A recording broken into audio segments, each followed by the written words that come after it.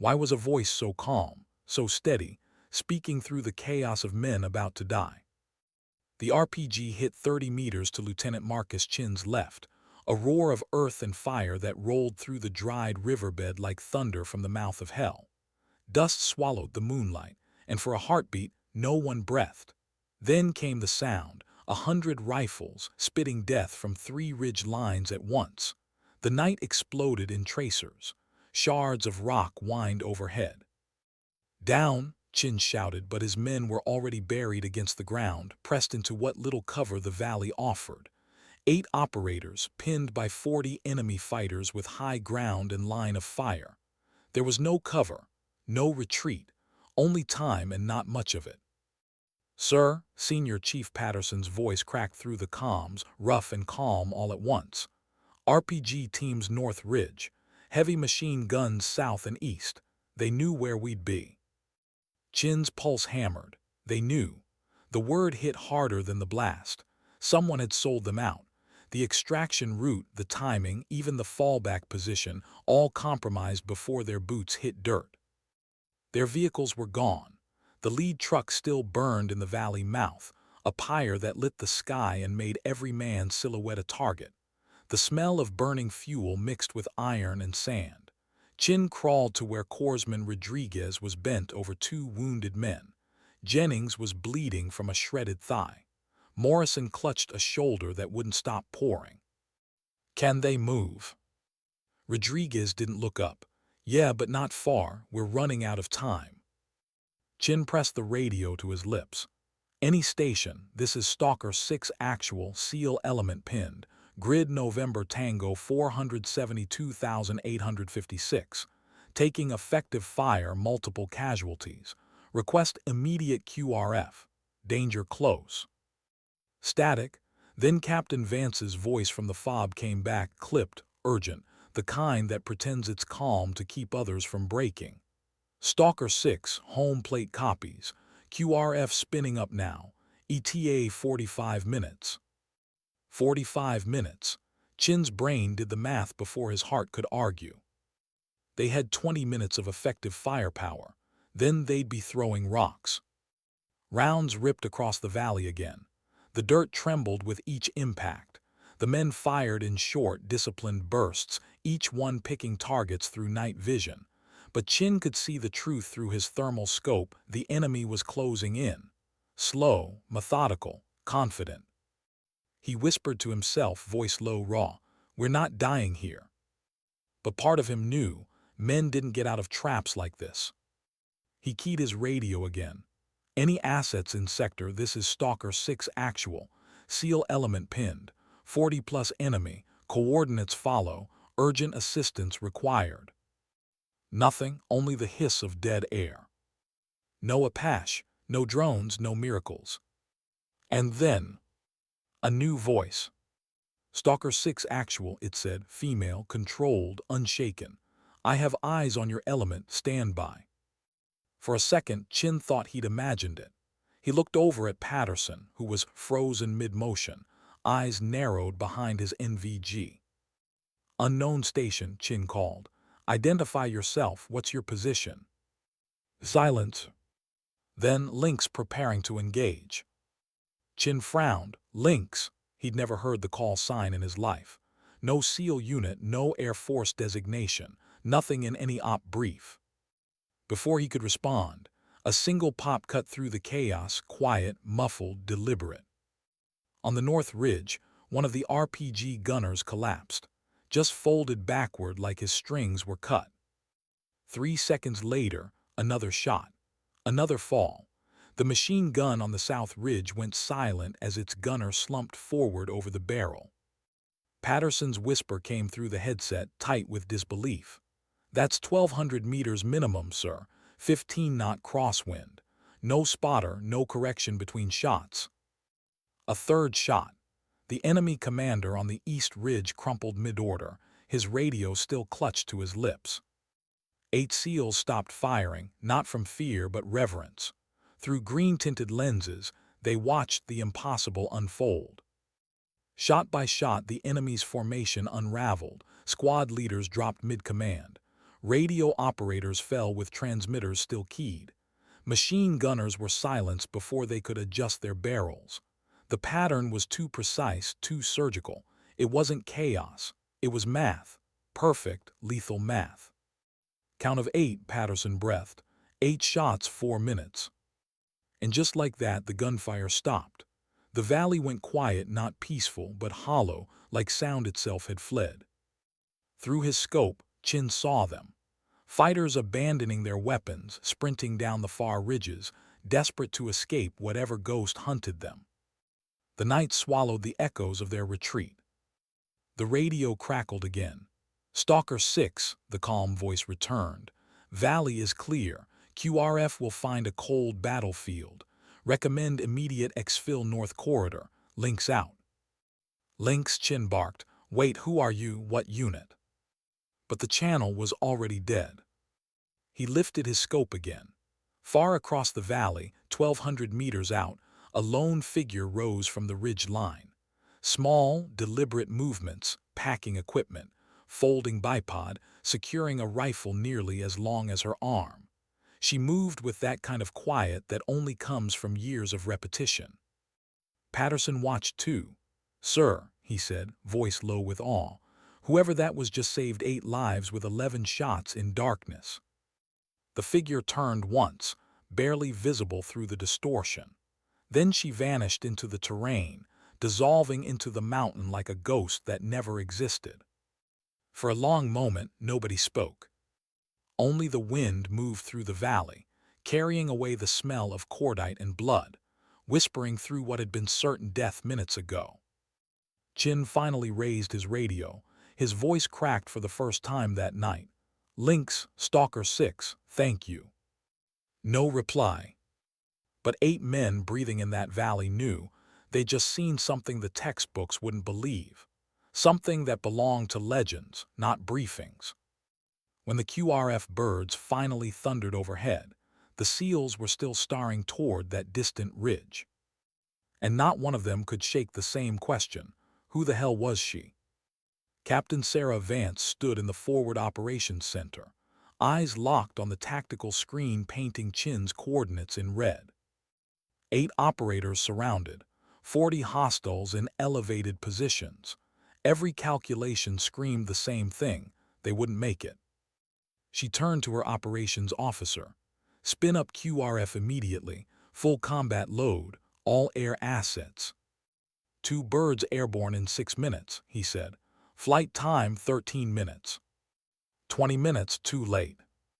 Vance's hand hovered over the radio, the weight of command pressing harder than any armor.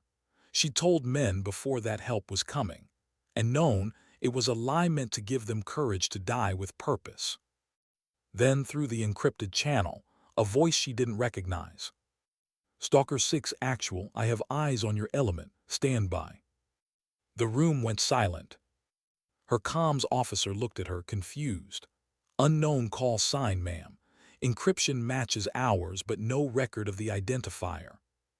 Vance keyed her override frequency. "Unknown station. This is home plate actual. Identify yourself and your unit immediately." Pause. Then links, preparing to engage. She typed fast into the system database. One result appeared. Asset links classification level 4 JSOC authorization. No unit, no location, no details. Just a clearance level higher than hers. "Barnes," she snapped at her intel officer, "what do we know about links?" He shook his head, eyes wide. "Nothing, ma'am. Files redacted. No training logs, no operational briefs." On the screen, thermal feed from a satellite tracked the valley, bright heat signatures flickering as men fought for survival. Then a single signature appeared on the opposite ridge. One person, prone, still. Vance whispered, "That's one operator against 40. Then the heat flashes started, one after another, and the enemy signatures vanished. Her entire operations team watched in silence. No one dared to speak as the impossible unfolded in real time. Finally, Barnes whispered, "Ma'am, whoever that is, they're saving your men." Vance leaned in close to the display. eyes reflecting the dying heat signatures of enemy combatants. And for the first time in her career, she felt something she hadn't felt in years: wonder. When the last enemy disappeared from the thermal feed, Vance pressed her calm. Links home plate actual, situation resolved, request debrief. A pause, then the calm reply, Valley's clear, home plate. QRF will find a cold battlefield, no debrief required, links out. And then nothing. Just static, and 8 lives that shouldn't have been possible. Captain Vance stared at the silent screen, heartbeat steadying as realization set in. Someone out there, someone she'd never met, never briefed, never commanded, had just rewritten the fate of her entire SEAL unit. Why was the woman who saved 8 American lives missing from every official record? Captain Sarah Vance hadn't slept. The dim blue light of the operations center bled into her eyes, the tactical map still flickering with markers from last night's engagement. Her reflection stared back in the screen, tired, restless, unwilling to move on. The numbers didn't lie. 40 hostiles, 8 operators, 0 friendly KIA. 11 enemy dead, each shot precise, surgical, impossible. And 1 call sign, links. Vance leaned against the console, coffee cold in her hand. We had no recon assets in that valley, she murmured. No Overwatch teams, no remote snipers, so how the hell? Her intelligence officer, Captain Barnes, looked up from his terminal. I've gone through every operations log, ma'am. There's nothing. No drone support, no allied contractors, no attached SOF teams. Whoever Lynx is, she's not in the system. Vance straightened, jaw tight. Everyone in the system, Captain, everyone. He hesitated, then turned his screen toward her. Not this one. On his monitor was a single database entry, a black rectangle with 4 words. Asset Links JSOC Level 4 Authorization. No photo, no rank, no clearance date, just a digital ghost. Level 4, Vance repeated, incredulous. That's above my clearance. Barnes nodded. And mine and the colonel's, which means. It means someone been running an operator in my sector for over a year without coordination, she finished. That's not an oversight, that's deliberate. The room fell quiet except for the low hum of servers. By sunrise, the Quick Reaction Force had returned with Lieutenant Chin's team. The helicopters came in heavy with dust, rotors chopping through dawn light. Vance was waiting on the tarmac when Chin stepped off the bird, his uniform dark with dirt and blood. His expression carried something she'd seen before, the haunted look of a man who'd stared at death and found it blink first. Lieutenant, she said, voice steady but softer than usual. Good to have you home. He saluted, exhausted but alive. Ma'am, 2 wounded stable, everyone else operational. She gestured for him to walk with her toward the command tent. Sitrep said unidentified Overwatch saved your unit. You confirm that? Chin gave a humorless half-laugh. Saved doesn't cover it, ma'am. Whoever she was, she erased a full platoon in under 5 minutes. She. Chin looked at her surprised. You know. Vance shook her head. I heard the voice on comms. Calm, controlled, female. Didn't sound like anyone I've ever commanded. She didn't sound like she needed commanding. Inside the tent, Chin debriefed with his team. They spoke like men describing a ghost, respectful, uncertain, half afraid they'd wake up and realize none of it had happened. Patterson placed a cartridge casing on the table. Found these on her ridge line before the QRF landed. .338 Lapua Magnum. Civilian brass. 11 rounds fired, 11 kills. No military stamp, no serials. Barnes lifted one of the cases under the fluorescent light. Custom load. Patterson nodded. Every piece of equipment there was hand-built, perfectly maintained. No tracks left behind. Whoever she is, she's operating completely solo. Chin leaned forward. Ma'am, I don't say this lightly. I've worked with world-class snipers. None of them could have done what we saw, not at that range, not with those conditions. Vance studied his face. You saw her. Just a silhouette, packed up and vanished before we could reach her position. But I know this much: she's trained, military without question. Then why isn't she in my command structure? No one answered. Hours later, the official reports came in. The forensics team cataloged 11 enemy dead, all single shots to head or chest. No overpenetration, no misses, perfect placement across 3 separate ridge lines. The lead investigator wrote one line in his report that Vance couldn't ignore. Shooter displayed ballistic performance exceeding known doctrinal standards. Translation: we don't have anyone this good. Vance stared at the report for a long time, then closed it. She'd seen too many men die to let the mystery of one savior go unexplained. Barnes, she said quietly, pull every incident in the last year matching this pattern: coalition forces pinned, enemy eliminated by unknown sniper, no friendly KIA. He raised an eyebrow. You think this wasn't the first time? I think she's been out there for a while, Vance said, and we just caught her in action. By nightfall, Barnes had found 3 matches. Different valleys, different months, same result. In each, coalition units ambushed. In each, an unknown sniper intervened. Enemy dead, friendly alive, no one ever saw the shooter. Barnes scrolled through the data, unease written across his face. 18 months. That's how long this pattern's been happening, always within 70 clicks of our AO. Vance folded her arms. She's been protecting my people without ever talking to me. Maybe that's by design. She turned sharply toward him. Explain. He hesitated. Ma'am, JSOC's been running black-tier programs for years. Experimental operators, autonomous missions. You know the type, compartmented even from command. Maybe Lynx is one of them.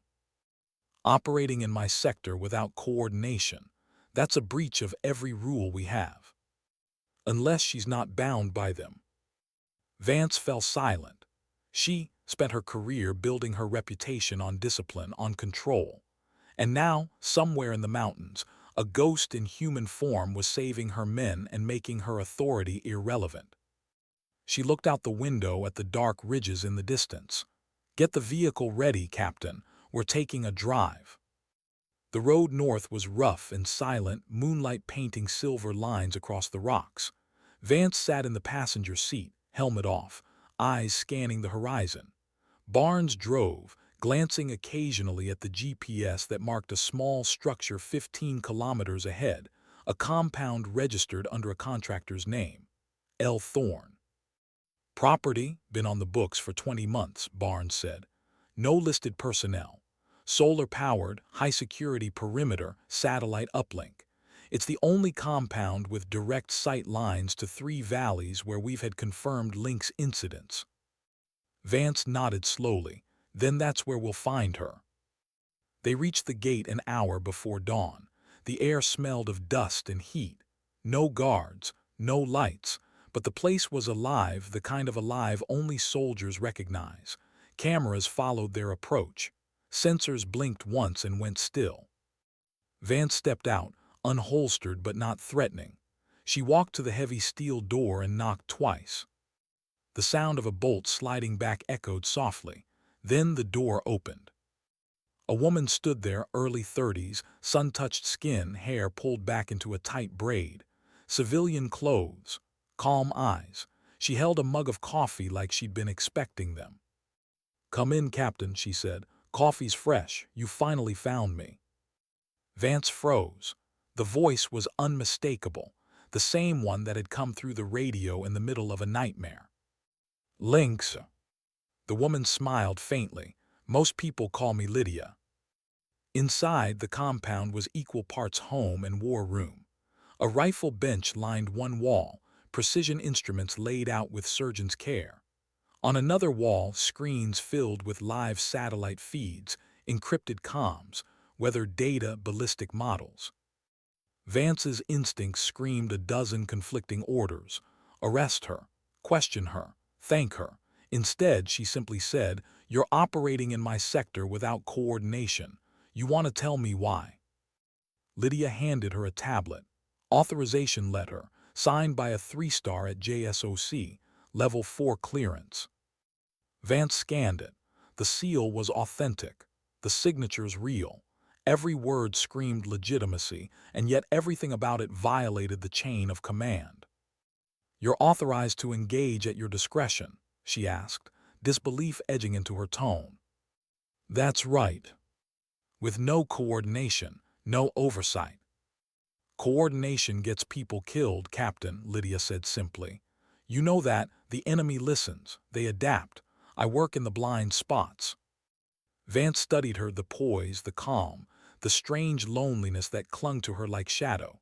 "You've been doing this how long?" 20 months. "And in that time, how many lives have you saved?" Lydia shrugged. "I don't count bodies, just the ones that make it home." They stood there, the silence thick with unspoken truths. One woman bound by command, another freed from it by necessity. Finally, Vance said, "You could have worked through official channels, had backup, recognition." Lydia's eyes softened, but her voice stayed steel. "Recognition doesn't save people. Speed does. Precision does. Secrecy does. And sometimes you have to step outside the system to protect the people trapped inside it." Vance wanted to argue, but the image of Chin's battered team haunted her, alive only because this woman existed. Lydia set her mug down. "I don't need permission, Captain. I need you to keep running your missions like nothing's changed. I'll be there when it matters." Vance exhaled. "And if someone decides you're a liability?" Lydia smiled faintly. "Then I disappear again." For a moment, two soldiers, one chained to rules, the other defined by breaking them, just stared at each other, the unspoken truth hanging between them. Sometimes, the line between order and chaos isn't command, it's conscience. Vance drove back to the base in silence. The sun climbed over the mountains, flooding the road with gold. Barnes finally broke the quiet. "Well." Vance looked out the window, eyes hard.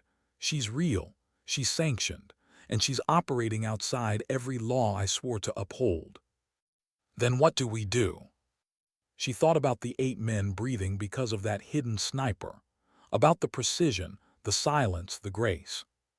"We adapt," she said, "because sometimes the only thing more dangerous than an enemy who breaks rules is a friend who does it better." Why do the heroes the world needs most always live in shadows? Captain Sarah Vance stood alone in her office, blinds drawn against the Afghan sun. The hum of generators filled the silence.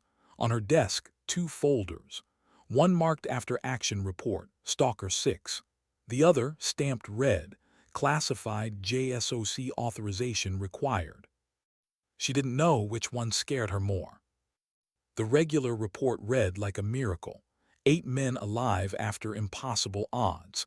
11 enemy combatants neutralized with precision beyond doctrine. No friendly casualties. The classified one. It wasn't a report at all, just a warning. A message from Brigade Command. "Captain Vance, cease investigation into asset links immediately. This directive is not a request."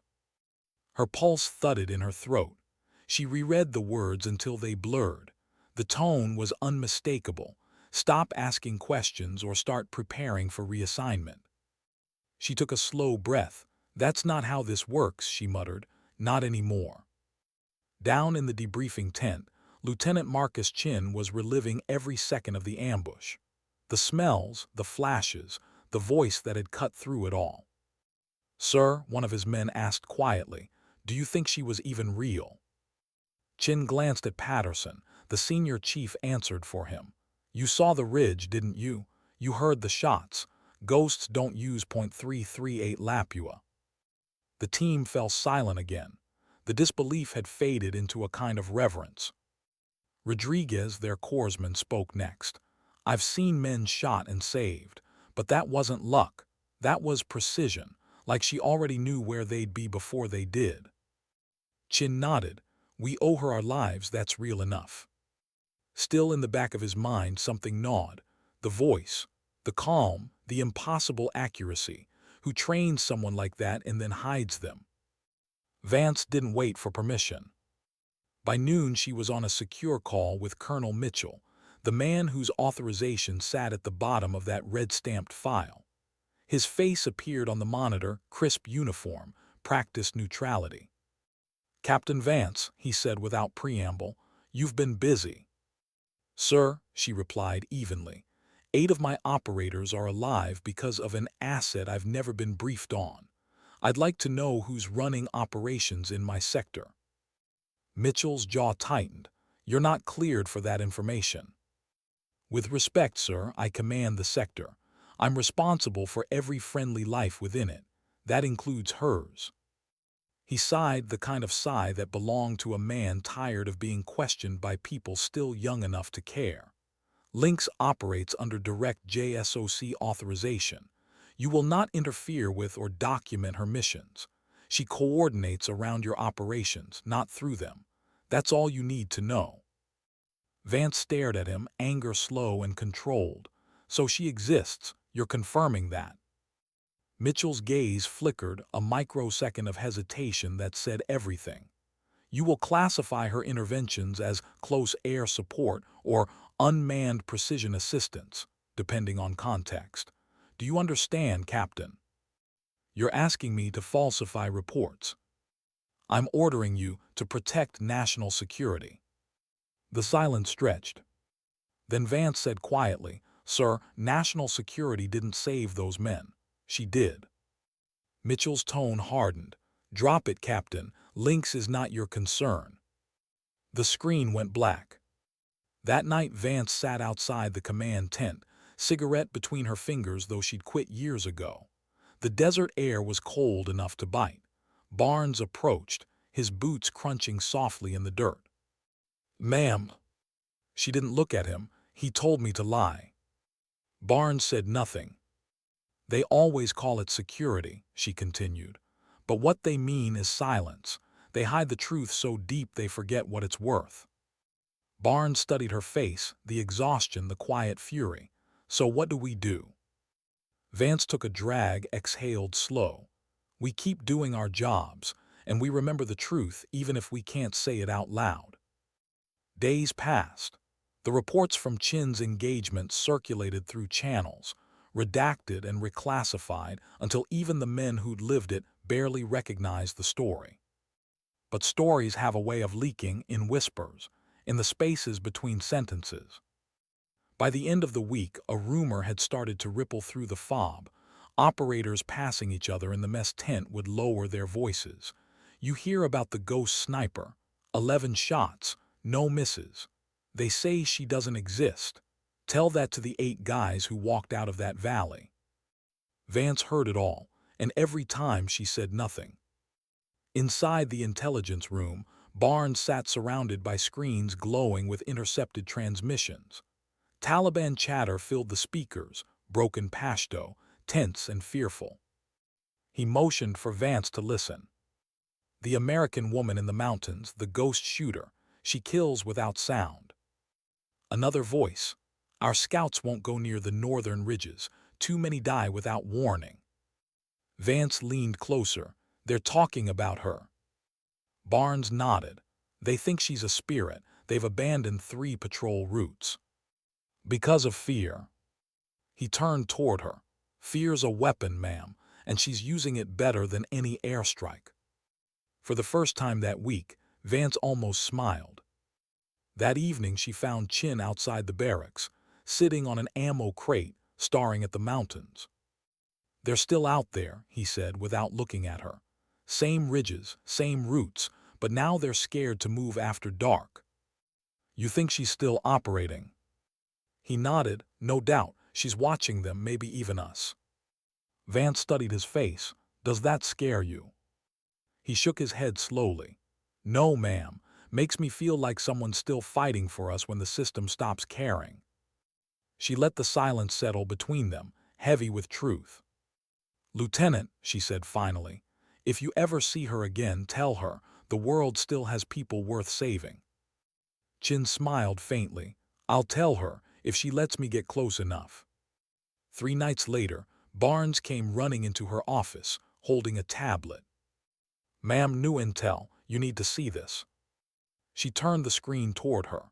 Satellite imagery, a familiar valley, the same kind of desolation as Chin's engagement, dozens of heat signatures, Taliban convoy. And then gone. 17 enemy dead, Barnes said. No coalition forces in the area. No aircraft, no mortar signatures, just nothing. Vance exhaled. She moved again. "Ma'am, that's 5 confirmed incidents in less than a year. She's not just saving lives. She's shaping the battlefield." Vance leaned back, eyes unfocused, voice almost a whisper. One woman turning fear into strategy. Barnes hesitated. "Ma'am, you realize what that means, don't you? She's not just a ghost story, she's deterrence." The word hung in the air, cold and absolute.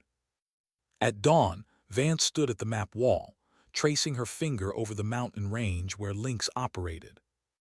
18 months, Barnes had said. That long she'd been in Vance's backyard, saving her men, changing the war unseen, uncredited, uncommanded. The kind of soldier the system wasn't built to handle. Her comms buzzed. Chin's voice came through, static under strain. "Captain, you're gonna want to see this." The QRF helicopters descended into a neighboring valley where Chin's team had been sent for recovery operations. Dust swirled in the pale morning light. What they found made even the hardened Marines stop and stare. Enemy positions abandoned, weapons left behind. And carved into a rock at the highest point of the ridge, a single mark. A stylized lynx paw. No note, no signature, just the silent calling card of a woman who existed only in whispers. Patterson crouched near the symbol, running his fingers over the carved stone. "She wants us to know she's still watching." Chin nodded slowly, "or reminding us we're not the only ones who bleed for this place." Back at the FOB, Vance entered her office to find a sealed envelope on her desk. No courier, no record of delivery, just her name written in tight, deliberate script. Inside was a single photo, grainy, taken from a drone feed. A figure on a ridge, rifle cradled, sunlight catching the metal of her scope. And scrawled on the back, 5 words in neat handwriting. "Don't look for me yet." Vance stood there for a long time, the photo trembling slightly in her hand. Then she tucked it into her breast pocket and looked toward the mountains beyond the wire. Somewhere out there, the woman who had rewritten the fate of her SEAL unit was still moving, still watching. Not for glory, not for orders, but because she'd made a promise the system never asked for and would never understand. Sometimes, Vance thought, the bravest soldiers aren't the ones who follow every order. They're the ones who keep fighting after the world stops watching. How long can a ghost survive once the living start hunting her? Captain Sarah Vance woke to the sound of her secure phone buzzing in the dark. The screen glowed faint blue, Barnes. She answered, voice rough from too little sleep. "Talk to me." "Ma'am," Barnes said, breath quick, "you'd better come to the ops room right now." By the time she got there, her team was already gathered around the central display. Satellite feeds flickered on the wall, one of their recon sectors deep in the mountains, the same territory where Lynx had operated for months. "What's happening?" Vance demanded. Barnes pointed to the feed. "Intercepted chatter from Taliban command nets overnight. They're deploying a new unit, specialists, foreign trained. Mission code name translates roughly to the Hunter of Shadows. Their sole objective," he looked at her grimly, "is to find the American ghost." Vance stared at the screen. "They mean Lynx." "Ma'am, they've brought in counter snipers. Ex-Russian Spetsnaz, Chechen mercs, Pakistani spotters. Whoever's funding this, it's serious." Vance leaned closer to the feed. Dots marked the enemy's movement, slow, deliberate. "How many?" 24, maybe more, all converging on her last confirmed engagement zone. For a moment, no one spoke. Then Vance said quietly, "They're hunting her with her own tactics." Hours later, Vance sat alone in her office, the blinds shut tight. The hum of electronics filled the silence, but her thoughts were louder. Every instinct told her to warn Lynx. Every regulation told her to stay silent. She picked up the red phone JSOC line, dialed, waited. Colonel Mitchell's voice came on, sharp and cold. "Captain Vance, I assume this is important." "It is," she said. "Enemy units are closing in on Lynx's operating zone. She's compromised.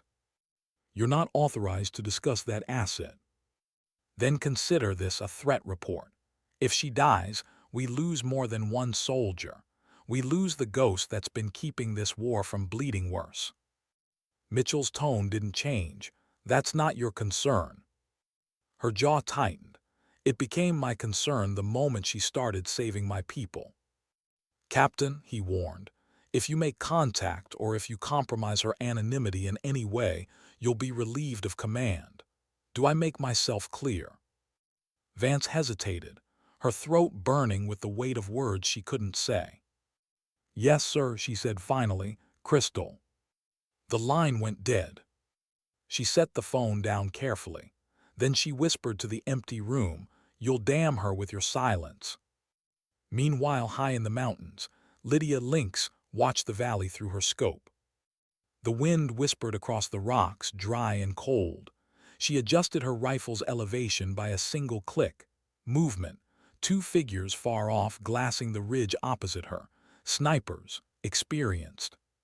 She could tell by how they moved, not soldiers, not villagers, hunters. Lydia exhaled slowly, steadying her breath. "You finally found me," she murmured. Through her earpiece, the faint hum of encrypted static whispered. She hadn't transmitted since the night she saved Chin's team. She wasn't supposed to. She operated alone. But tonight, silence might kill her. She slid her thumb over the transmitter switch, then stopped. Her orders were clear: no outgoing contact, total isolation. She smiled faintly. "Orders," she whispered, "always about orders." And then in the stillness she felt it, that quiet intuition every sniper learns to trust. The hair on her neck lifted. She wasn't watching them anymore. They were watching her. Back at the fob, Chin was in the firing range when Vance found him. The rhythmic crack of his rifle echoed down the corridor. She waited until he finished reloading. "Ma'am," he said, nodding to her, "couldn't sleep either." She folded her arms. "You ever get the feeling the system's broken?" He gave a wry smile. "You mean every day?" She didn't smile back. "They're hunting her." His expression changed immediately. "Who?" "The enemy, special units. They're closing in on her sector." Chin's jaw tightened. "Then we move. We can extract her before." "No," she shook her head. "Command won't authorize it. They said she's not my concern." He stared at her, disbelief written all over his face. "She saved 8 of my men, Captain. That makes her everyone's concern." Vance's voice lowered. "You're not wrong, but if we go rogue, they'll bury both of us before breakfast." Chin looked down the length of the firing range, then back at her. "You ever think maybe some people are worth the risk?" She didn't answer, but the silence between them said enough. Night again. In the command center, Barnes sat monitoring intercepts. He looked up suddenly. "Ma'am, encrypted transmission, unknown origin. Low-band signal, could be her." Vance crossed the room fast. "Play it." Static filled the air. Then a voice, faint, distorted, but unmistakably calm. "Home plate, this is Lynx. Possible compromise. Multiple hostiles tracking. Engaging evasion protocol. If this signal cuts, assume last coordinates are bait. Don't send anyone." Vance's heart clenched. She's still out there. Barnes typed furiously, triangulating. "Signal originated 30 miles north of our perimeter. Ma'am, if we launch a team now, we can reach her in." "Negative," she said automatically. Then softer, almost to herself, "If she said it's bait, it's bait." Barnes frowned. "We just let her die." Vance's hands curled into fists. We let her fight her own war. But even as she said it, the words tasted like betrayal. Up in the mountains, the hunters moved in silence. 6 men fanned out across the ridge line, thermal gear sweeping the rocks. They had patience and numbers. Lydia crouched behind her scope, watching them. Her heartbeat was slow, controlled.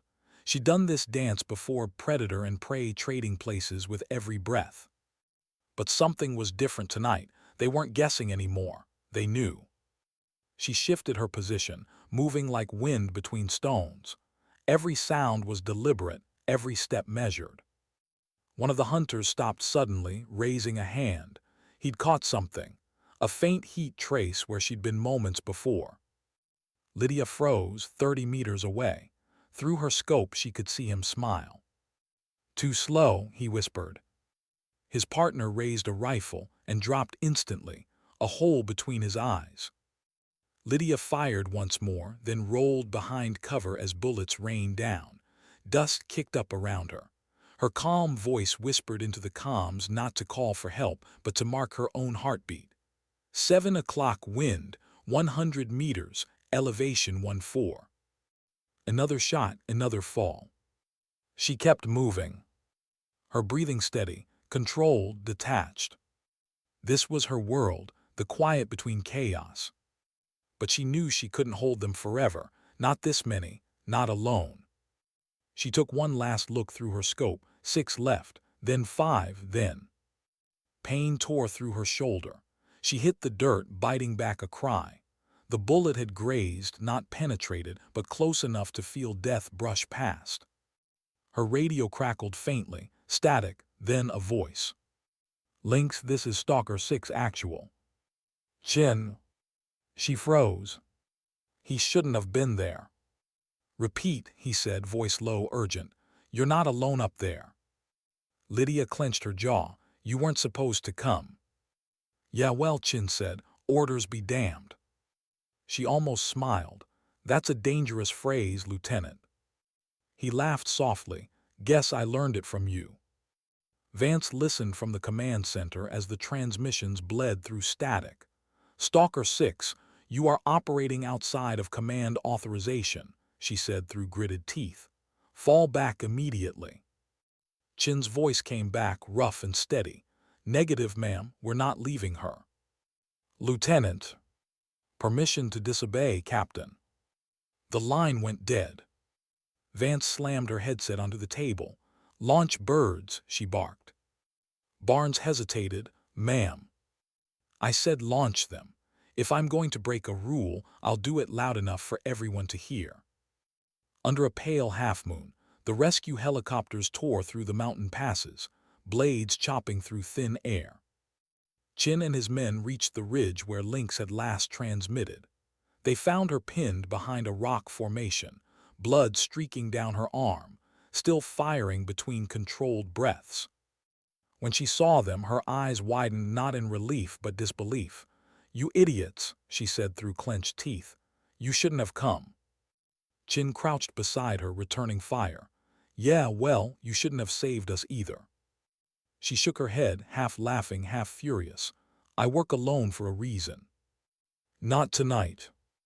A round shattered rock inches from her scope. They ducked, Chin pointed, 3 left. She nodded, took aim, 1, 2, 3.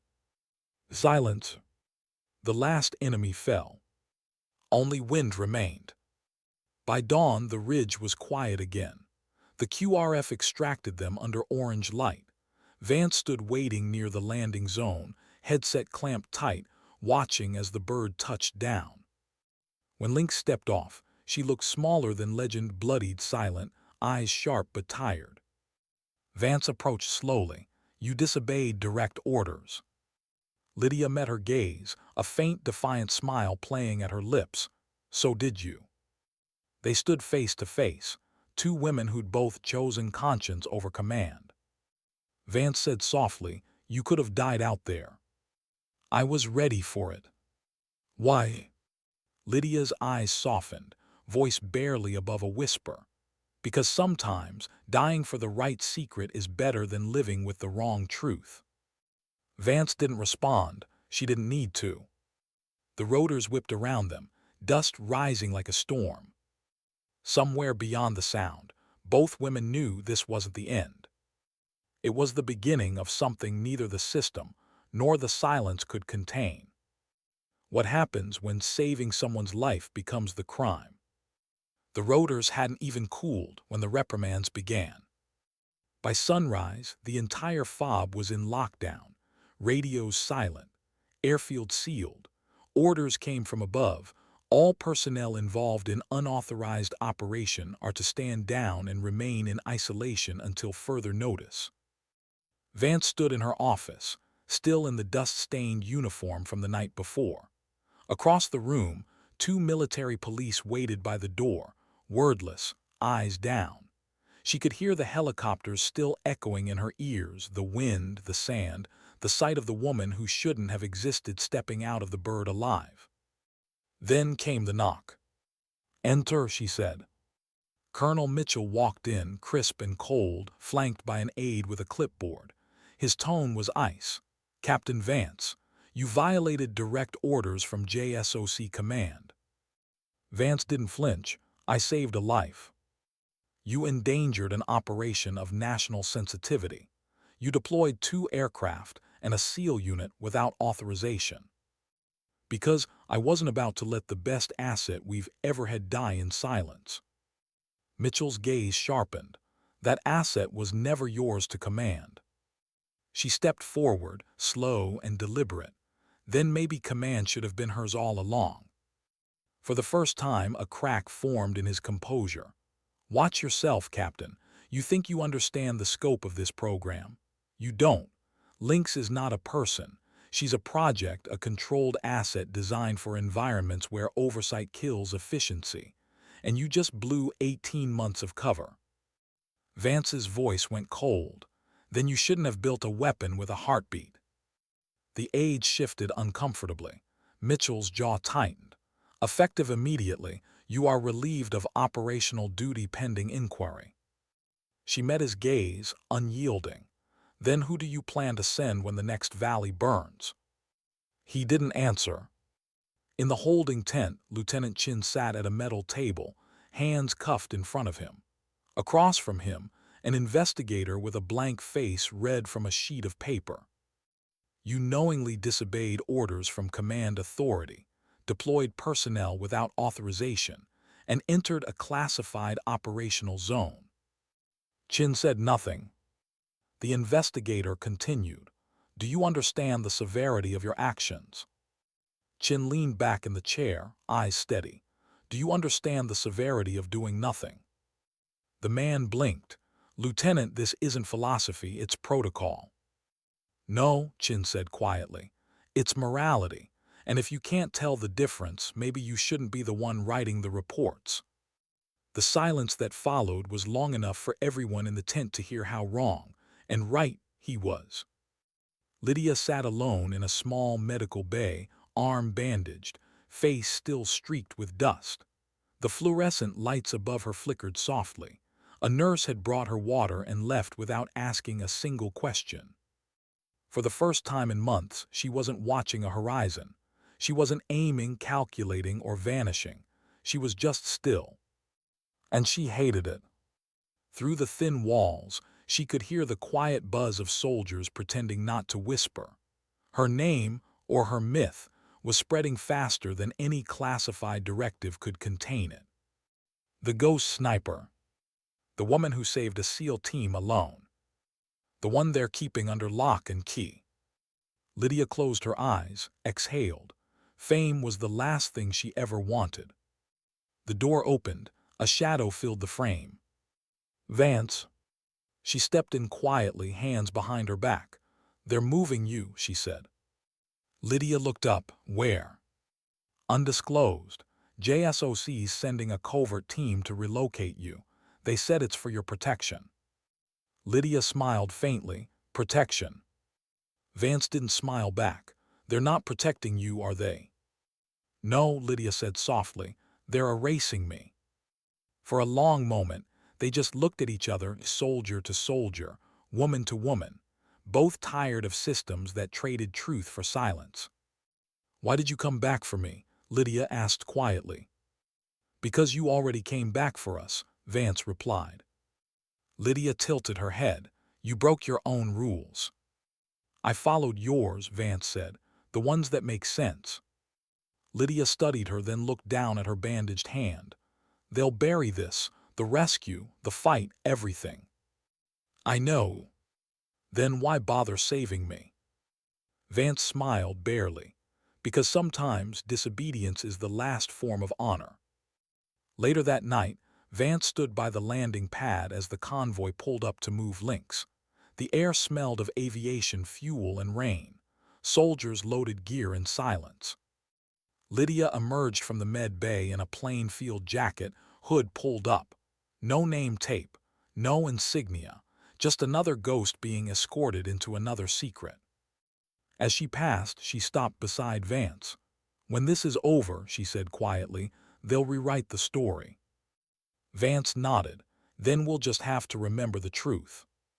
Lydia's eyes softened. "Don't wait for me." "I'm not waiting," Vance said. "I'm preparing." They shared a brief look, the kind that says more than years of conversation ever could. Then Lynx climbed into the armored vehicle.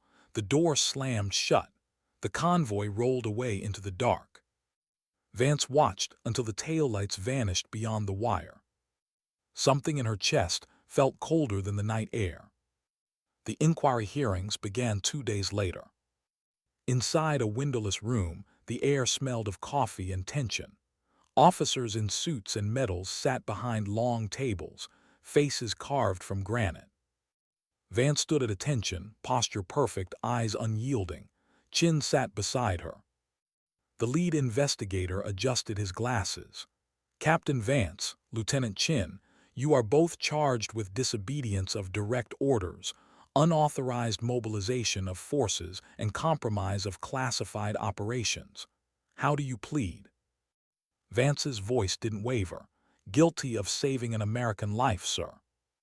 A ripple of unease passed through the room. The investigator cleared his throat. "Captain, this is not a forum for moral statements." "Then you've chosen the wrong audience." The man glared. "Do you understand the consequences of your actions?" Vance met his gaze. "Do you understand the consequence of inaction? Because I do. I've seen it. It looks like 8 folded flags and 8 empty chairs at breakfast." Chin added quietly, "And one name no one dare speak." The panel shifted uncomfortably. The lead officer exhaled. "You've made your point, Captain. The record will show your convictions." Convictions, the word hung in the air like a threat. When the hearing adjourned, Vance and Chin walked out together, the hallway stretching before them in long, sterile silence. He finally said, "They'll demote us." "Probably. Or worse." She nodded, "But at least we'll still sleep at night." He smiled faintly, "Assuming we're allowed to." Weeks passed. The war didn't stop to notice. Operations resumed. Command replaced names on rosters, redacted reports, sanitized truths. Life went on. But whispers carried further than official memos ever could. Somewhere between bases, stories grew. "There's a woman in the mountains who never misses. She doesn't wear a flag, but she fights for the ones who do. They tried to make her disappear." And among the enemy, fear hardened into myth. They stopped patrolling at night. They called her the Eye of Death. To Vance, she was something simpler, a reminder. One evening, as the sun bled orange over the ridges, Chin found Vance on the airfield again, staring toward the horizon. "Still no word?" he asked. She shook her head. "Nothing. No signals, no intercepts, no sightings. She's gone dark." He looked out over the mountains with her. "You think they've got her locked away somewhere?" "Maybe. Or maybe she's free." Vance turned to him, half smiling. "You believe that?" He shrugged. "I believe in what I saw, and I believe she's not the kind of ghost you can cage." Vance's radio buzzed faintly, bass chatter, ordinary noise. Then, just for a moment, a faint click broke through the static, a signal too short to trace. 3 dots, then silence. Vance froze, her eyes widened. "Something wrong?" Chin asked. She listened again, then smiled small and private. "No," she said, "not wrong." Because she knew what that signal meant. 3 short clicks, the same pattern Lynx had used before every shot. It wasn't a goodbye. It was a reminder. Somewhere out there the ghost still watched. And maybe, just maybe, the story wasn't over. What happens to a ghost when the world starts needing proof she ever existed? 3 months had passed since the night of the unauthorized rescue. 3 months since Captain Sarah Vance had been reassigned, quietly, without ceremony, to a desk 200 miles from the front. Her new office was windowless. The air smelled of metal and recycled air. Her title now read, Liaison Officer, Special Operations Oversight Division. A polite way of saying exiled without headlines. Most days were filled with paperwork, logistics, and silence. But even in silence, some names echoed louder than orders. Lynx. The official record said missing. Not dead, not captured. Just erased, like the system couldn't decide what she was anymore. And yet, Vance could still feel her presence. Somewhere out there in those ridges, the woman who had rewritten fate with 11 perfect shots was still alive. Or maybe that was just hope pretending to be logic. One morning, a courier dropped an envelope on her desk. No insignia, no return stamp, just a single line on the cover, from a friend who's still REMEMBERS. Inside, a data chip and a folded photograph. The photo was old, worn, edges frayed. It showed a younger woman in desert fatigues, no rank, no name tape, standing beside a man in a marine flight suit, both smiling. On the back, written in pen, Forward Operating Base Keating, 2011, L. Thorne and Capt. J. Mercer. Vance frowned. L. Thorne, Lydia Thorne. She slotted the chip into her terminal. The screen blinked once, then displayed a folder, Project Seraph JSOC Delta Cross-Reference. Access required Level 4 authorization. Vance typed her credentials, denied. Then she tried something riskier, a command string she'd learned from an old hacker in Signals. The system hesitated, then opened. What she saw made her throat tighten. Project Seraph, Experimental Autonomous Precision Operator Program. The summary read like science fiction. Goal: create independent field snipers capable of operating without logistical tether, or command communication for indefinite periods. Selection criteria: exceptional marksmanship, psychological resilience, high tolerance for isolation, moral independence under duress. There were 4 names listed, 3 were crossed out in red. The last remained unmarked. Subject 4, Thorne Lydia, status, active unconfirmed. Vance scrolled further, her heart sank. Subject 1, self-terminated, Afghanistan 2012. Subject 2, captured, executed 2013. Subject 3, missing in action, presumed KIA. The project had been buried immediately after. No follow-up, no accountability. But somehow Lydia had survived. Barnes' voice echoed in her memory from months earlier. Maybe Lynx isn't bound by the system because she was built to outlive it. Now she understood. They hadn't discovered her, they'd created her. And then abandoned her. That night Vance sat alone in her quarters, the lights dimmed to black. She turned the photo over and over in her hands, staring at Lydia's younger face, the same eyes but softer than human. She whispered to the empty room, "What did they do to you?" No answer came, but she could almost hear the desert wind through memory, the one that always followed Lydia's name. Across the border, in a dimly lit operations room in Quetta, Pakistan, a different hunt was beginning. 2 men sat at a table, satellite photos spread between them. One of them, A Russian with a half-burned cigarette tapped the image of a ridge line. "She's here, somewhere in this sector." The other man, a local commander, frowned. "You're sure?" The Russian nodded. "Her last engagement. The Americans pulled her out, but not far. You don't erase someone like her easily. Someone like that becomes legend. Legends draw followers or enemies." He crushed the cigarette under his boot, "And both are useful." Back in her new posting, Vance couldn't stop digging. Every document she found led to another redaction, another locked file. But she noticed a pattern, one name recurring in all the buried correspondence: Colonel James Mercer. The same man from the photo. She checked his service record: retired, untraceable. Last listed location: Virginia. She hesitated only a moment before sending a secure message through an old Delta network. It was a simple line: "Mercer, I need to know what you built." The reply came 12 hours later. Coordinates, no name, no warning, just "come alone." 2 weeks later, she found herself in a remote hangar near Quantico.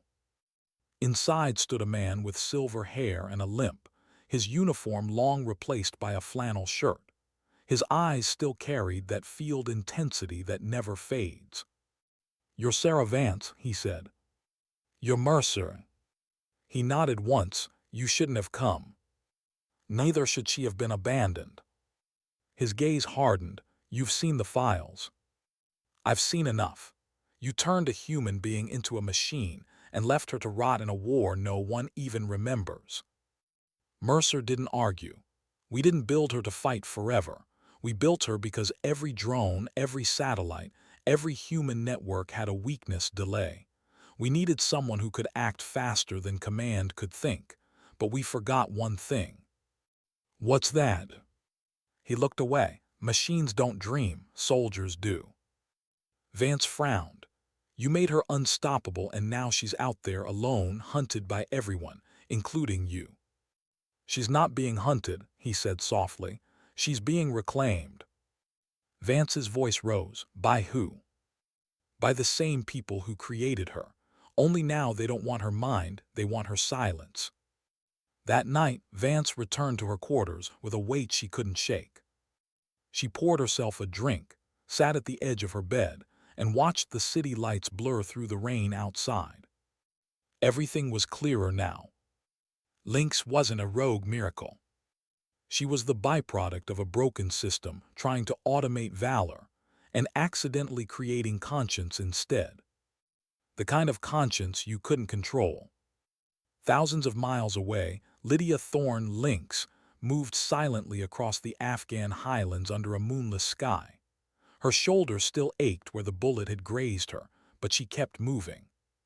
She'd intercepted fragments of radio chatter weeks ago. She knew JSOC was calling her compromised asset. She knew foreign operatives were closing in.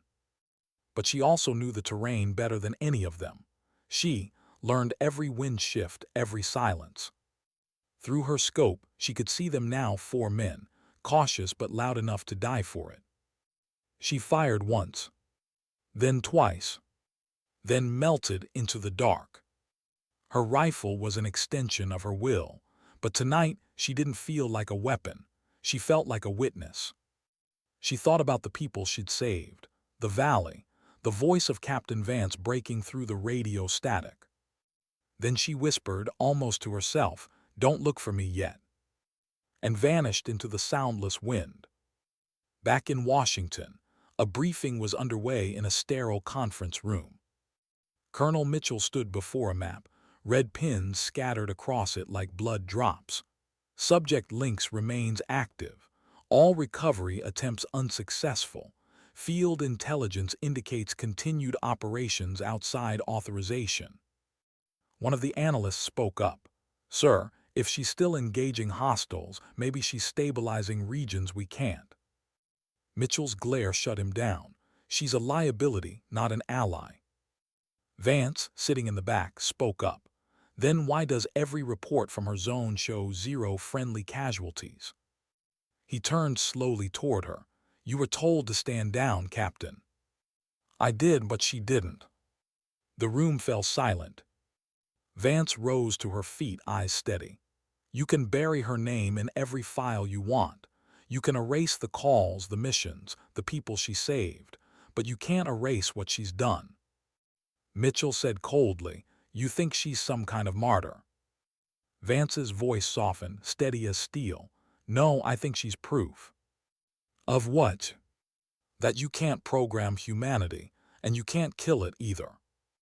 Later, as she walked out into the rain-soaked parking lot, Vance looked up at the storm clouds drifting over the horizon. Lightning flashed in the distance, echoing like artillery far away. Somewhere out there, beyond the mountains, beyond the silence, a woman was still fighting her quiet war. Not for medals, not for orders, but for the people who still believed some lives were worth saving, even if no one ever said their names out loud. Sometimes ghosts aren't made of the dead. They're made of those too, alive to ever be forgotten. They told her she was being rescued, but she knew the sound of lies better than anyone alive. The helicopter descended through the highland mist, its rotors beating a slow, rhythmic pulse. Lydia Thorne Lynx crouched inside, gear bag at her feet, rifle locked beside her knee. Two JSOC operators sat across from her, helmets down, faces hidden behind mirrored visors. One of them leaned close, voice muffled by the headset. "Orders from command. You're being relocated to a secure site for debrief." She nodded once, but something in her gut twisted. She learned to read the rhythm of truth, the way people breathed, the way they avoided your eyes when they knew they were delivering someone to a cage. And both men refused to look at her. Hours earlier, Vance had been in Washington, still buried under gray files and gray skis, when the encrypted call came in. "Captain Vance," Colonel Mitchell's voice said, crisp and detached. "Subject Lynx has been recovered. Operation complete." Her breath caught. "Recovered?" "Yes, safely contained. Debrief in progress." Contained. The word landed like shrapnel. She forced calm into her voice. "Where?" "That's classified." "Sir, she's a living person, not an object. I want her location." "Denied." Vance gripped the edge of her desk. "You don't want her debriefed. You want her silenced." Mitchell's tone dropped to ice. "Captain, one more insubordinate comment and you'll lose your clearance permanently. Am I clear?" "Yes, sir," she said. But she didn't mean it. Meanwhile, the helicopter touched down in a barren stretch of desert. No base, no markings, no perimeter lights. Just an underground hangar cut into stone. Lynx stepped out, her instincts screaming louder than the wind. The man in front gestured her forward. "This way, ma'am." She followed, silent, scanning every angle. The air smelled wrong, too sterile, too controlled. Inside, steel doors sealed behind her with a hydraulic hiss. The corridor was narrow, humming faintly with hidden power lines. She caught sight of cameras, not military issue, private tech. That's when she knew this wasn't JSOC. The soldier ahead swiped his ID at a biometric pad. The door slid open, revealing a white room, table, 2 chairs, and a single overhead light. "Wait here," he said. She didn't answer. When the door locked behind him, she exhaled slowly, scanning. 2 cameras. No exits. 1 vent. Her reflection looked back from the mirrored wall, the same face that had stared down rifles and governments, the same eyes that never forgot. And for the first time in years, she allowed herself to feel it: anger. Not the battlefield kind, but the quiet betrayal that eats slower, deeper. At the Pentagon, Vance was running out of time. She found Barnes in a coffee shop off base, coat collar turned up. He hadn't shaved in days. "You know she's alive," she said. He nodded. "Alive, yes. Free, no. They're calling it a containment protocol. I've seen the movement orders. Not JSOC anymore. Private subcontractors." "Black Eagle." He hesitated. Worse, a front group called Arkan Dynamics. They specialize in data extraction, biological, behavioral, anything that can be weaponized. They're using military authorization as cover. Vance's jaw clenched. You're saying they're torturing her for intel. I'm saying they want what's in her head, firing algorithms, sensory recall, autonomous decision patterns. She's not a soldier to them, Sarah. She's code they can't replicate. She leaned forward. Then we're not letting them have her. Barnes stared. You're talking about breaking into a facility that doesn't exist. You'd lose your commission, your life. She smiled faintly. Then we make it worth losing. Back in the desert, the interrogation began. A man in a suit entered the white room, tablet in hand, flanked by 2 guards. His voice was smooth, professional. Miss Thorne, you've been quite hard to find. Lydia didn't answer. He smiled slightly. You don't recognize me, do you, Dr. Kellen Hart? I worked on Project Seraph. You were my masterpiece. Her voice was cold. You built weapons, not masterpieces. He tapped the tablet, bringing up data, graphs, neurological scans. You were supposed to be a proof of concept, but something changed, didn't it? You started feeling, deciding who deserved to live. I made choices your data couldn't. He circled the table, studying her like a lab specimen. You disobeyed the algorithm. You chose empathy over efficiency. That's what ruined the project. She met his gaze, steady and unbroken. That's what made me human. Hart stopped smiling. You're not human, Miss Thorne. You're a weapon that forgot it was built to obey. He gestured to the guards. Begin extraction. The lights flickered as a low hum filled the room. Restraints locked around her wrists, sensors sliding over her temples. Pain surged, not physical yet, but electric, invasive. They weren't just probing her body, they were scanning her memories. Her heartbeat thundered. She saw flashes, the valley, Chin's voice, Vance's face in the rotor wash, the 8 men she'd saved. Stop, Hart said quietly. Slow it down, we want clarity. Through clenched teeth, she whispered, you'll never own what you don't understand. Meanwhile, in a rented warehouse 50 miles from that desert site, Vance and Barnes pored over stolen schematics on a tablet lit only by a lantern. This is suicide, Barnes muttered. They have counter-drone jammers, automated turrets, biometric locks. Vance interrupted, eyes sharp. Every lock has a maker, every system has a back door. He stared at her. You really plan to go through with this? Yes. He sighed, then you're going to need help. By midnight, Chin had arrived, out of uniform, out of patience. Ma'am, he said as soon as he saw her, you tell me when and where. Vance smiled grimly. You're already in. He looked at Barnes. You brought him. He volunteered, Vance said. Chin shook his head. Volunteered. We're breaking into a black site facility run by a private defense contractor and rescuing a woman the Pentagon pretends doesn't exist. Vance's voice softened. Exactly.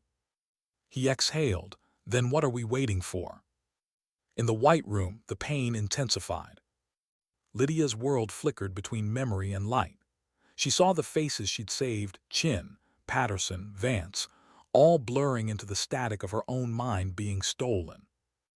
Hart's voice echoed through the haze. You think you were unique, but we've built others, stronger, faster, better. She forced her eyes open, blood on her lip. Then why are you still afraid of me? He froze. For the first time, his confidence cracked. Because somewhere inside, he knew she was right. Night fell heavy over the desert as 3 figures moved across the sand. Vance, Chin, and Barnes. No insignia, no backup, just silence and intent.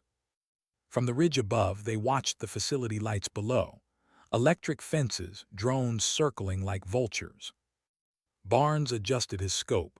2 sentries, east corner, thermal cams along the north wall. The back entrance runs through maintenance shafts. Vance nodded. We go quiet. No casualties unless we have to. We're not here to start a war just to end one. They descended. Every step was a memory of the first mission that had brought them all together. Only this time, there was no command, no rescue call, no approval. Just purpose. Inside, alarm stayed silent as Barnes looped the security feed. Chin moved ahead, silenced pistol ready. Vance followed, rifle steady, heartbeat slow. They reached the white corridor. Vance froze at the sight, the same sterile walls she'd seen in JSOC blueprints years ago. The project she'd thought was myth, now real, alive, and ugly. A voice echoed ahead, Heart. No, increase the voltage. We're losing coherence. She's fighting the sink. Vance signaled Chin. They moved. Two guards turned, too slow. Chin dropped them both with clean precision. Vance hit the control pad, overriding the lock. The door slid open. Lynx was there, pale, trembling, eyes unfocused. She blinked once. You shouldn't have come. Vance's throat tightened. Neither should you have been here. She rushed forward, unlocking the restraints. Lydia's body sagged, weak but alive. Hart reached for his weapon. Chin disarmed him with one strike, slamming him to the floor. Vance looked down at the scientist. You built something you couldn't control. Now live with it. She smashed the control console with her rifle butt. Sparks erupted, alarms blaring. Time to go, Chin shouted. They moved fast, gunfire echoing behind them as guards flooded the corridor. Lydia staggered but stayed upright, rifle in hand again. Outside, the sandstorm had begun, wind howling, vision cut to nothing. Perfect cover. They ran through chaos and grit, gunfire drowned by the roar of the desert. A helicopter waited over the ridge, rotors slicing the air. Barnes waved them forward. Lydia turned once, glancing back at the burning facility. The lights flickered, then died. Vance helped her aboard. We're not ghosts tonight, she said. We're proof. Lydia looked at her, exhaustion in her eyes, but also something else, peace. As the helicopter lifted into the storm, she whispered, You risked everything. Vance smiled faintly. You taught me how. Far below, the facility burned, its secrets with it. Inside the storm, 3 lives moved toward an uncertain horizon, hunted, branded but free. And for the first time since the war began, none of them felt like soldiers. They felt human again. Some stories don't end with victory. They end with silence, and the people brave enough to live in it. The helicopter carried them deep into the wastelands west of Kandahar, where the mountains swallowed sound and memory. By dawn, the storm had passed. The horizon burned pale gold. Lydia Thorne sat at the open door, blood drying on her sleeve, eyes lost somewhere far beyond the desert. Captain Sarah Vance sat opposite her, hands clasped tight around a battered field radio, the same one that had once carried Lynx's calm voice through the chaos. Chin piloted in silence, the rhythmic hum of the rotor the only heartbeat left between them. They didn't speak for a long time. There was nothing left to say. Then Vance finally broke the silence. They'll come for us. Lydia nodded. They always do. And when they do... The sniper looked out at the horizon, the kind of horizon that didn't end, just faded into dust and distance. Then they'll have to find me again. They landed in a dead valley, long abandoned since the Soviets left their ghosts behind. The ground was cracked, scattered with old steel bones. Barnes was already there, waiting with a satellite rig and 2 duffel bags. He looked up, half in disbelief that they'd actually made it out alive. Jesus, he breathed, you really did it. Chin dropped down beside him, barely.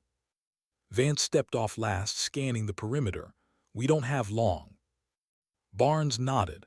I've been tracing comms chatter all night. They've put out a kill order. No names, just tags, Viper unit, Echo command, target links. The message is clear. They want her erased completely. Lydia slung her rifle over her shoulder. Then we make sure they can't." Barnes hesitated. "How?"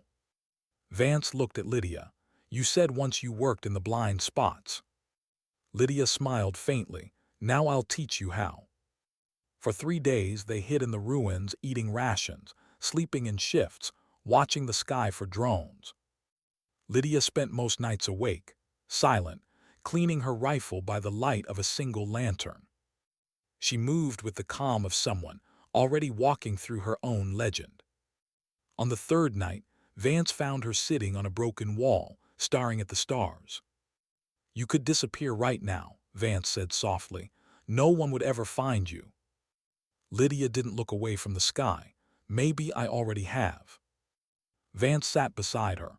"They'll spin this, call it treason, terrorism, anything that fits their story. They always do. Doesn't that make you angry?" Lydia smiled faintly. "It used to, but anger's a circle, Captain. Walk long enough in it and you forget what you were fighting for." Vance studied her face in the dim light, the quiet poise, the exhaustion, the strange serenity that comes only when someone's made peace with being misunderstood. "What are you fighting for now?" she asked. Lydia's answer was almost a whisper, for the right kind of silence. By dawn they had a plan. Barnes' fingers danced across the satellite rig. "This is it," he said. "Every file, every recording, the truth about Project Seraph, Archon Dynamics, the black sites, all of it. Once I transmit, it goes to every major outlet, encrypted mirror copies across 40 networks. They won't be able to bury it again." Vance nodded. "Do it." Lydia hesitated. "You'll never outrun them after this." Vance looked at her. "Then we don't run." The first explosion came before the transmission even finished. The valley shook. Dust cascaded from the cliffs. Chin shouted from the lookout, "Fast movers, 2 gunships inbound." Barnes cursed, "Signal traced." Vance grabbed the drive. "How long until full upload?" 60 seconds. "Then 60's all we buy." Lydia was already on her feet, rifle in hand, eyes sharp again. "Give me the high ground." "Links," Vance started. She turned, meeting her eyes with that calm that had unnerved and comforted soldiers in equal measure. "You saved me once. Let me return the favor." And before anyone could stop her, she was gone, climbing the rocks with that silent grace the world had learned to fear. The sky roared. Gunfire rained from above as the first gunship swept the valley. Dust exploded around them. Chin returned fire, moving with precision. Barnes yelled, "Upload complete," just as a missile tore through the ridge, throwing him backward. Vance dragged him behind cover. "You good?" He nodded, coughing blood. "They'll see the files, the world will know." Vance looked toward the ridge, where Lydia had vanished. "Then let's make sure she lives long enough to see it." Lydia reached the top, just as the second gunship banked into the valley. Through her scope she saw everything, Chin firing, Vance dragging Barnes, the flash of rotor blades cutting through sun. She exhaled, slow and steady, aligning her breath with the wind. One shot. Pilot down. Another. Tail rotor. The helicopter lurched, spiraling out of control, crashing in a bloom of sand and fire. But the second gunship was faster. It banked wide, locked on her position. She didn't move. "Come on," she whispered. The missile fired. She fired too. 2 streaks crossed the sky, one of fire, one of light. The explosion hit the ridge like thunder. The world went white. Vance stumbled as the shockwave rolled through the valley. Debris rained down, sand and stone turning the air opaque. "Links," she shouted into the radio. "Links, do you copy?" "Static." "Links." "Nothing." The fire from the ridge burned bright against the rising sun. Chin's voice came through, rough and hollow. "She took the shot, ma'am." Vance's throat closed. He looked at her, dust streaking his face. "She saved us again." Hours later, the noise was gone. The gunships lay twisted in the valley. The data had transmitted. The truth was free. And Lydia Thorne, the ghost sniper who'd once rewritten fate, was nowhere to be found. Vance climbed the ridge alone, every step heavier than the last. At the top, the sand was scorched black. Her rifle lay half buried in the dust, the barrel warped by heat. Beside it, a single spent casing, polished, deliberate, left like a signature. Vance knelt, picked it up. It was engraved, tiny letters almost invisible in the soot. Not all ghosts vanish. She closed her fist around it, eyes stinging. Behind her, Chin climbed up quietly. You think she's gone? Vance looked at the horizon, the endless expanse of sun and silence. No, she said softly. I think she finally became what they feared most. What's that? Vance smiled faintly, free. Weeks later, the world changed just a little. The leaked files hit every major network. Names, coordinates, proof. Project Seraph exposed. Arkan Dynamics dissolved under investigation. JSOC officials denied involvement, but no one believed them anymore. And somewhere in the swirl of headlines, one photo kept reappearing, a grainy image of a woman on a ridge, rifle slung across her back, walking away into the dawn. No one could confirm it was her, but soldiers whispered her name anyway. Lynx, the ghost of the mountains, the one who never missed, the one who chose conscience over command.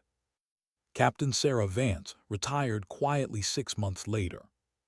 No medal, no fanfare, just a folded flag, a clean record, and a silence she could finally live with. Sometimes she still heard it, the faint click of a scope adjusting somewhere far away. She'd look toward the mountains and smile. And every once in a while, when the night was still and the wind hit just right, her radio would hiss 3 faint clicks, then static. Vance would close her eyes, whisper back, "You're welcome." The war went on. Different names, different faces. But in the valleys where she once fired, the locals spoke of something else, a spirit that watched the ridges, unseen but never absent. Enemies moved quieter there. Soldiers slept a little safer. And sometimes at dawn, the wind carried the sound of a single rifle shot, distant, perfect, and final. Because in the end, she hadn't vanished. She'd become something greater than memory. A warning, a promise, a whisper that said, not all heroes wear names. Moral final narration. Sometimes dignity doesn't speak. It simply acts. And when the world forgets what honor looks like, it remembers the silence of those who never asked for credit, only the chance to do what was right.